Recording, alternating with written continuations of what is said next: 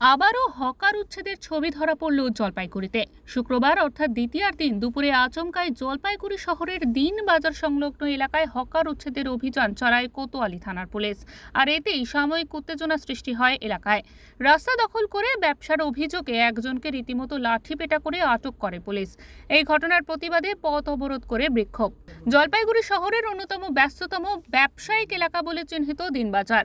দুর্গাপূজার দ্বিতীয়ায় স্বাভাবিকভাবেই বাজারে দু পয়সা আয়ের আশায় রাস্তা জুড়ে পসরা সাজিয়ে বসেছিল বেশ কিছু ব্যবসায়ী। আচমকাই অভিযানে নামে পুলিশ, শুরু হয় বচসা। এরই মধ্যে এক শ্রেণীর হকার পুলিশের গাড়ি ঘিরে বিক্ষোভ শুরু করতে মারমুখী হয়ে উঠতে দেখা যায় পুলিশকে।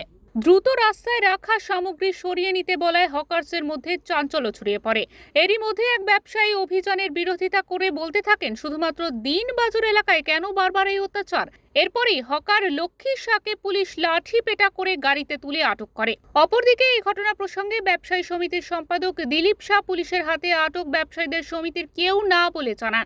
পুলিশের এই অভিযানকে সমর্থন করেন তিনি বলেও জানান তিনি।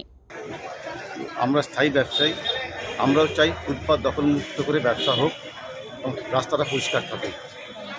পুলিশের অভিযান সম্পর্কে আমাদের কোনো বিরোধ নেই, কিন্তু যারা আজকে ফুটপাত রাস্তা অবরোধ করেছিল তাদের সঙ্গে আমাদের কোনো যোগাযোগ নেই।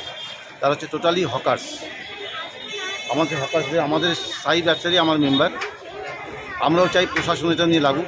ফুটপাত দখলমুক্ত আমাদেরও অসুবিধা হয়, যেমন প্রশাসনের যেমন অসুবিধা হচ্ছে আমাদের অসুবিধা হয়। সেটাই আমরা প্রশাসনের সঙ্গে একসঙ্গেই আছি। প্রশাসনকে উচিত আমাদের সঙ্গে বসে বা পৌরসভার সঙ্গে বসে একটা সুষ্ঠু সমাধান করা। এটা ব্যবসায়িক সমিতির সম্পাদক এই অভিযানকে সমর্থন করলেও পুজোর মুখে এই উচ্ছেদ কর্মসূচিকে ভালোভাবে দেখছে না হকার ব্যবসায়ী থেকে সিটু সংগঠন। পুজোর আগে পুলিশ প্রশাসনের এই ধরনের আচরণের প্রতিবাদ জানিয়েছে সিটু সংগঠন। জলপাইগুড়ি থেকে উজ্জ্বল হরের রিপোর্ট, ওঙ্কার বাংলা।